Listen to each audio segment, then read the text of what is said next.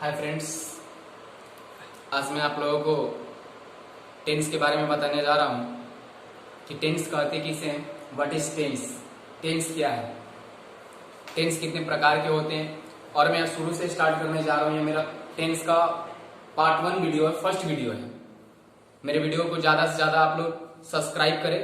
जो दोस्त जो बच्चे अभी तक सब्सक्राइब नहीं किए मेरे चैनल को सब्सक्राइब कर लें और लाइक करें, अपने दोस्तों के पास ज्यादा से ज्यादा शेयर करें। तो आज का मेरा टॉपिक है टेंस, कि टेंस क्या है, व्हाट इज टेंस, काल क्या है। तो चलिए समय को बर्बाद न करते हुए मैं डायरेक्ट अपने टॉपिक पर चलूं कि टेंस कहते किसे है, व्हाट इज टेंस। तो इसका आंसर होता है, कह सकते हैं कि the change in form of a verb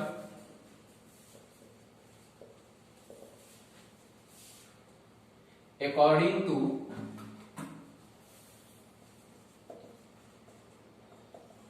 time is called tense.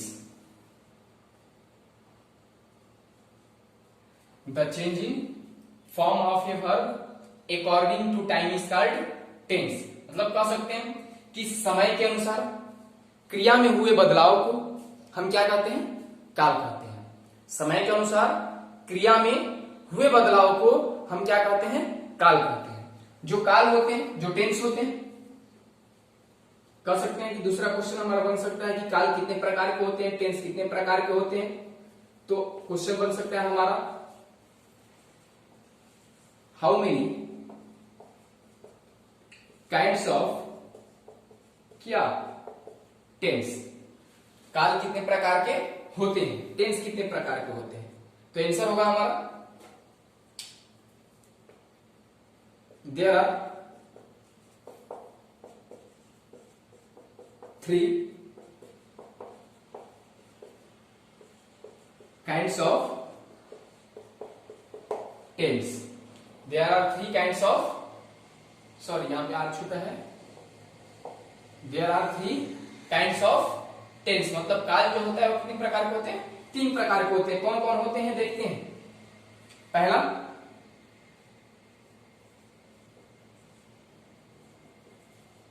Present tense, इसका हिंदी होता है वर्तमान काल। दूसरा पास्ट टेंस, इसका हिंदी होता है भूतकाल। थर्ड होता है हमारा फ्यूचर टेंस,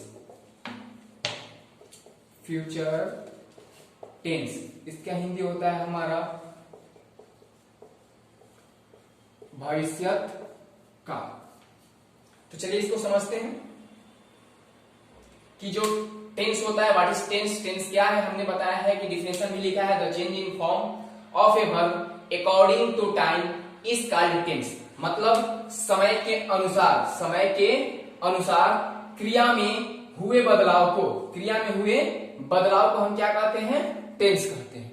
आई बात समझ में। उसके बाद हमने क्वेश्चन लिखा है कि how many kinds of tense, tense कितने प्रकार के होते हैं। तो there are 3 kinds of tense. Tense कितने प्रकार के होते हैं, 3 प्रकार के होते हैं। पहला जो होते हैं प्रेजेंट टेंस होते हैं, दूसरा जो होता है पास्ट टेंस होता है मतलब भूतकाल, और तीसरा जो है फ्यूचर टेंस होता है मतलब भविष्यत काल। अब ऐसा नहीं है कि टेंस जो है वह 3 ही होते हैं, मुख्यतः प्रकार से जो होते हैं 3 प्रकार के होते हैं।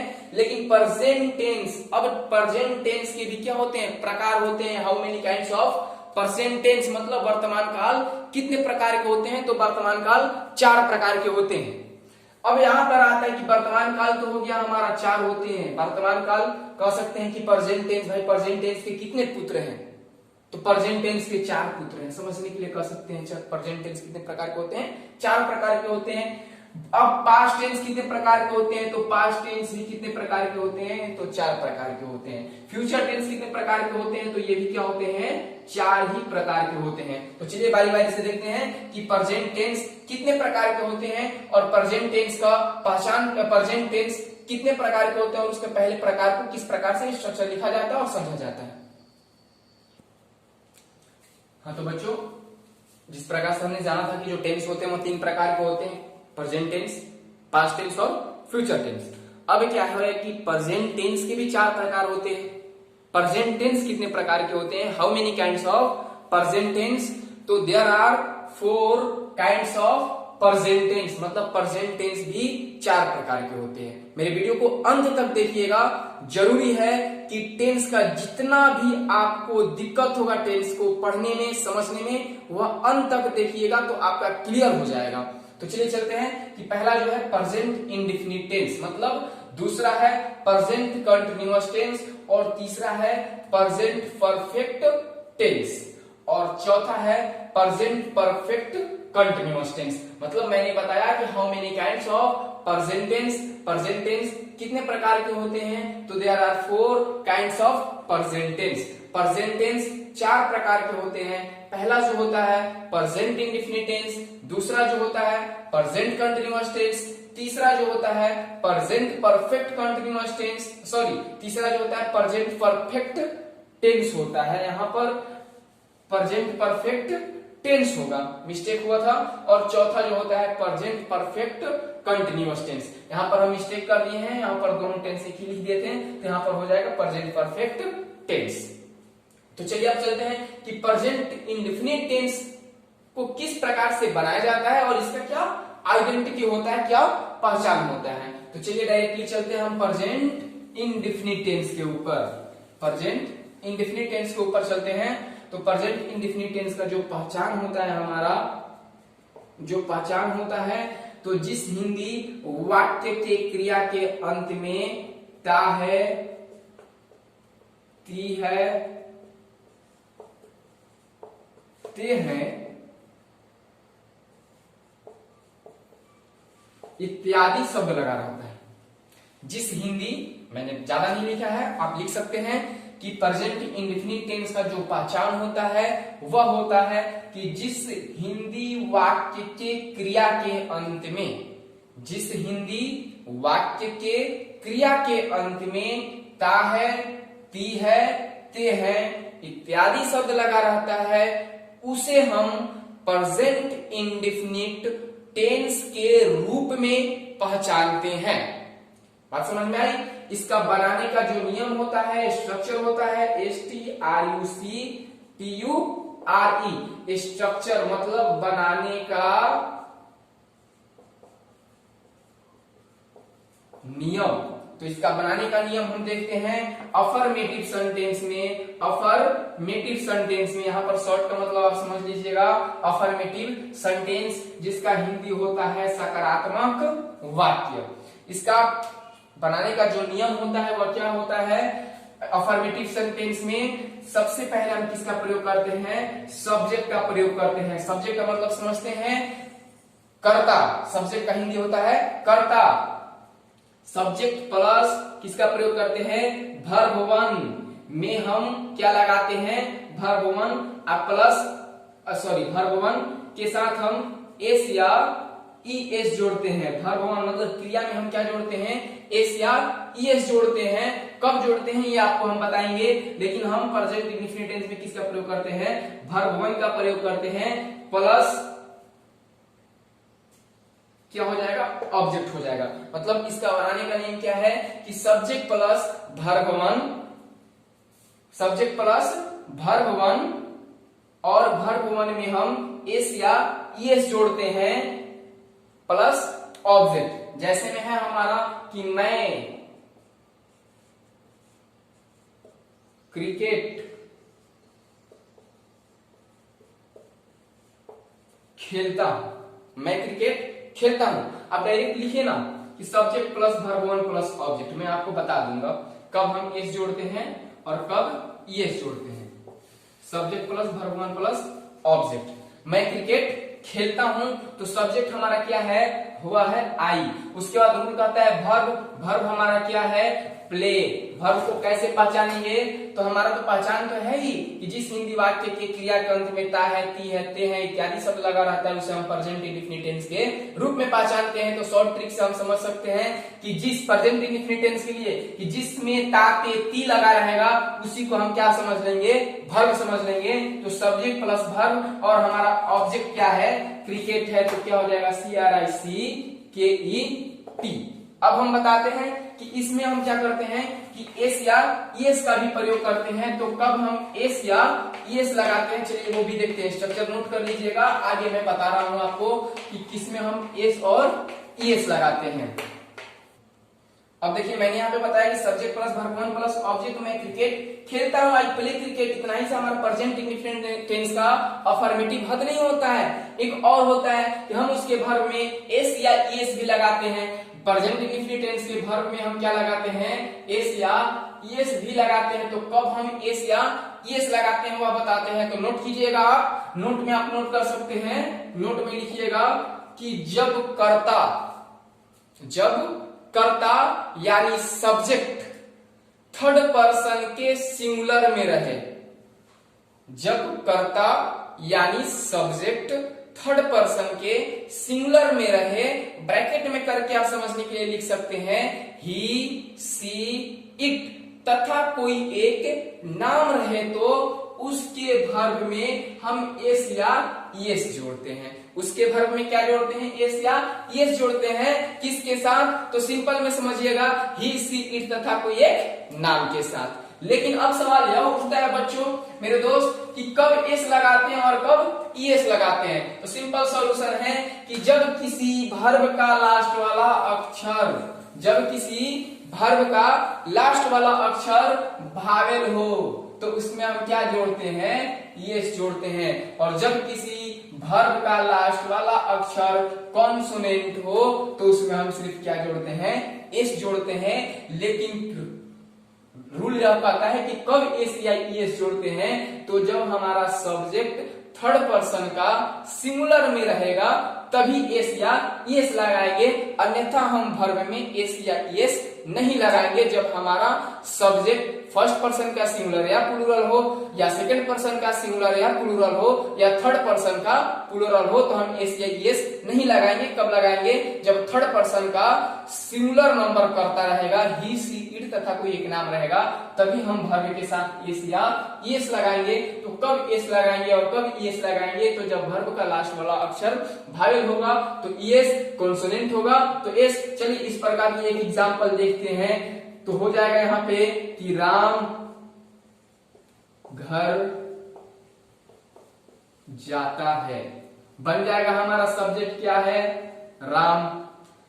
तातेती लगा है, मैंने बताया कि समझने के लिए क्या कर देंगे, जिसमें तातेती होगा उसी को भर, वही है हमारा भर, तो यहाँ पर क्या हो जाएगा, गो हो जाएगा। लेकिन रूल क्या कहता है कि जिसका सब्जेक्ट यानी कर्ता फर्स्ट पर्सन के थर्ड पर्सन के सिंगुलर नंबर में रहे तो हम किसका प्रयोग करते हैं, एस या ईएस का प्रयोग करते हैं। यहाँ पर हम ईएस लगाएंगे क्योंकि इसका लास्ट वाला डिजिट क्या है, हमारा भावेल है, तो क्या हो जाएगा, गोज।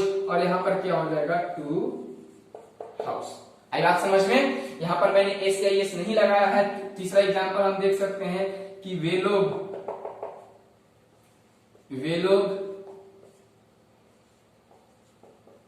बाजार जाते हैं। वे लोग कहां जाते हैं, बाजार जाते हैं। तो वे लोग सब्जेक्ट है तो क्या हो जाएगा, दे। और कहां जाते हैं, तो बाजार जाते हैं। अब इसमें भी तो वो है, लेकिन एस या एस नहीं लगाएंगे क्योंकि यह थर्ड पर्सन का क्या है, प्लूरल सब्जेक्ट है, इसलिए हम एस या एस नहीं लगाएंगे। तो क्या हो जाएगा, गो टू मार्केट। क्लियर है। चलते हैं हम निगेटिव के ओर कि प्रेजेंट इंडेफिनिट टेंस का निगेटिव में हम किस प्रकार से बनाते हैं। तो चलिए दोस्तों चलते हैं प्रेजेंट इंडेफिनिट टेंस में निगेटिव सेंटेंस। उस समय हमने पढ़ा है अफर्मेटिव सेंटेंस। अब पढ़ते हैं निगेटिव सेंटेंस का स्ट्रक्चर क्या होता है। मतलब निगेटिव सेंटेंस का हिंदी होता है नकारात्मक शब्द, नकारात्मक वाक्य। तो इसका जो स्ट्रक्चर होता है सब्जेक्ट प्लस डू या डज और प्लस क्या होता है, not plus verb one plus object होता है। सब्जेक्ट प्लस डू या does plus not plus verb one plus object. तो चलिए एग्जांपल के ऊपर चलते हैं। जैसे में एग्जांपल हो जाएगा कि मैं आम नहीं खाता हूं, मैं आम नहीं खाता हूं। तो इसका जो सब्जेक्ट है वह क्या है, आई, और आई के साथ रहेगा डू, और यहाँ पर क्या हो जाएगा, नॉट स्ट्रक्चर के अनुसार फिर हमारा वर्ब क्या हो जाएगा, इट, और उसके बाद हो जाएगा मैंगो। अब आप कंफ्यूज होंगे कि सर लिखे सब्जेक्ट प्लस डू या does plus not plus verb one plus object. मैंने एग्जांपल दिया कि मैं आम नहीं खाता हूं, तो मैंने बनाया कि I do not eat mango. अब आप लोग कंफ्यूज होंगे कि सर तो बताए हैं डू या डज, तो किसके साथ डू लगाएंगे और किसके साथ डज लगाएंगे। तो कोई ज्यादा ट्रिकिकल नहीं है, एकदम सिंपल शब्दों में समझते हैं कि जब किसी सेंटेंस का सब्जेक्ट यानी कर्ता थर्ड पर्सन के सिंगुलर में रहेगा, यानी ही, सी, इट तथा कोई एक नाम रहेगा, तो किसका प्रयोग करेंगे, डज का, और बाकी कोई रहेगा तो किसका प्रयोग करेंगे, डू का। दूसरा एग्जांपल देखते हैं कि वह आम नहीं खाता है, तो बन जाएगा हमारा ही, थर्ड पर्सन का सिंगुलर नंबर है तो क्या लगेगा, डज, फिर हो जाएगा नॉट, फिर यहां पर हो जाएगा इट, और फिर क्या हो जाएगा, a mango, it a mango. बात समझ में आ रही है। चलिए चलते हैं अब इंट्रोगेटिव सेंटेंस के ऊपर चलते हैं। अब इंट्रोगेटिव सेंटेंस मतलब प्रश्नवाचक वाक्य, या प्रेजेंट इंडेफिनिट ही हमारा चल रहा है अभी। प्रेजेंट इंडेफिनिट टेंस में हमारा तीसरा सेंटेंस है क्या, इंट्रोगेटिव सेंटेंस, प्रश्नवाचक वाक्य। इसका जो बनाने का नियम होता है वह क्या होता है, डू या does plus subject plus verb one plus object. चलिए एग्जांपल के ऊपर चलते हैं। मैंने पहले ही बताया कि डू का प्रयोग कब करेंगे और डज का प्रयोग कब करेंगे, जब कर्ता थर्ड पर्सन के सिंगुलर नंबर में रहेगा तो डज का प्रयोग करेंगे, और बाकी सबके साथ किसका प्रयोग करेंगे, डू का प्रयोग करेंगे। तो चलिए एग्जांपल देखते हैं कि क्या सीता बाजार जाती है, तो यहां पर सबसे पहले हमारा क्या लगेगा, डज लगेगा। उसके बाद क्या हो जाएगा, सब्जेक्ट हमारा है सीता, और फिर क्या हो जाएगा, go to market, does Sita go to market. तीसरा एग्जांपल देखते हैं, क्या तुम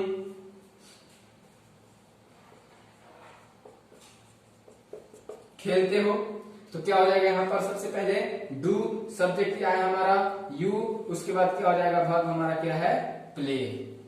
आई बात समझ में। चलिए अब चलते हैं इंट्रोगेटिव सेंटेंस में। हम कहां पर चलेंगे, जब interrogative sentence WH words family से स्टार्ट हो तो उसे हम किस प्रकार से बनाते हैं। जैसे में जब किसी सेंटेंस में, जब किसी इंट्रोगेटिव सेंटेंस में बीच में क्या, क्यों, कहां, कैसे आता है तो उसे किस प्रकार से बनाते हैं। तो इसका स्ट्रक्चर जाएगा WH वर्ड्स प्लस डू या does plus subject plus verb one plus object.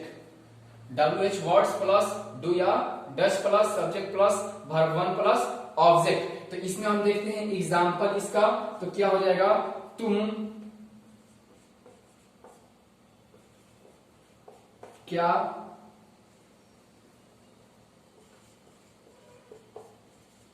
करते हैं।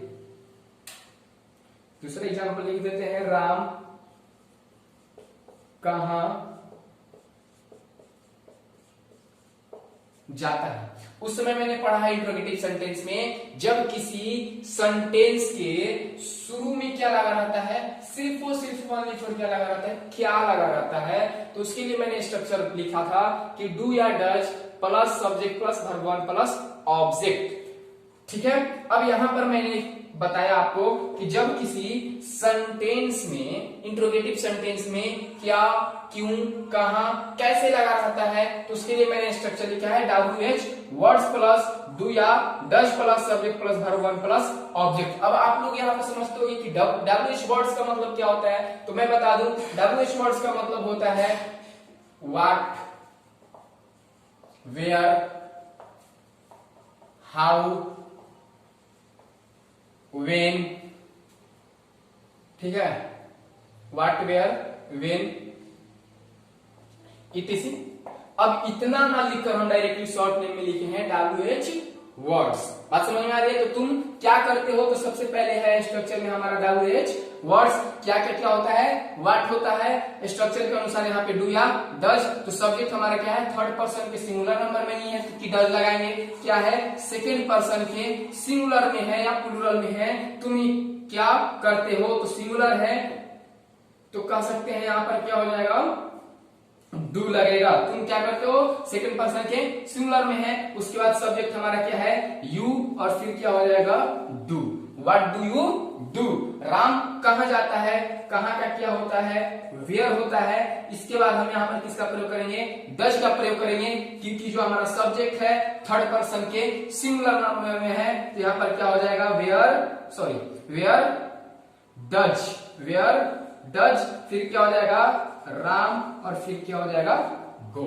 आई बात क्लियर समझ में। तो मेरे वीडियो को अंत तक देखिएगा, प्रेजेंट इंडेफिनिट टेंस का पूरा बात आपको समझ में आ जाएगा। चलिए बच्चों, तो चलते हैं। मेरे चैनल को ज्यादा से ज्यादा लाइक करें, सब्सक्राइब करें और इस वीडियो को अंत तक देखें, ताकि आपको टेंस कितने प्रकार के होते हैं वह बात समझ में आ जाए, और प्रेजेंट इंडेफिनिट टेंस को किस प्रकार से बनाते हैं, उसका अफर्मेटिव सेंटेंस का स्ट्रक्चर किस प्रकार से लिखते हैं और बनाते हैं, निगेटिव और इंट्रोगेटिव किस प्रकार से बनाते हैं। नेक्स्ट वीडियो में हम मिलेंगे आपको प्रेजेंट कंटिन्यूअस टेंस लेकर। चलिए, बेस्ट ऑफ लक।